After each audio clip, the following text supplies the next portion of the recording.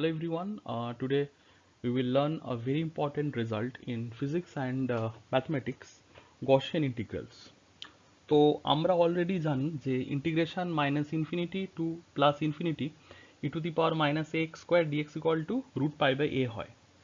ঠিক আছে, তো today our goal is to understand how even power Gaussian integrals যেগুলো রয়েছে, যেমন এখানে x square e to the power minus x square dx, x to the power four e to the power minus x square dx যদি থাকে, তো এগুলোর integration আমরা কিভাবে বের করবো। ঠিক আছে, তো এগুলো মানে এক্সট্রিমলি ইউজফুল আর কি, statistical mechanics, quantum mechanics, probability থিওরিতে এগুলো ইউজ করা হয়।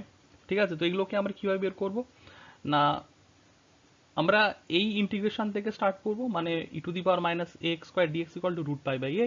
এবার এটাকে যদি আমরা বোথ সাইড ডিফারেন্সিয়েট করি উইথ রেসপেক্ট টু এ, তাহলে এখানে আমরা এক্সটাকে কনস্ট্যান্ট হিসেবে ধরবো। তো এখানে মাইনাস এক্স স্কোয়ারটা কনস্ট্যান্ট এখানে চলে আসবে, and e to the power minus a x square dx equal to root pi minus half a to the power minus three by two হবে।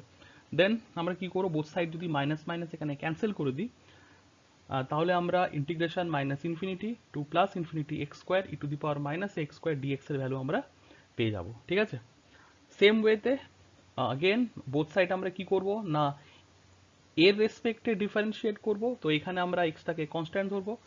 তো এখানেও যদি আমরা বোথ সাইড এর রেসপেক্টে ডিফারেন্সিয়েট করি, তাহলে এখানে আমরা x to the power four e to the power minus x square dx equal to three root pi by four a to the power five by two পেয়ে যাবো। ঠিক আছে,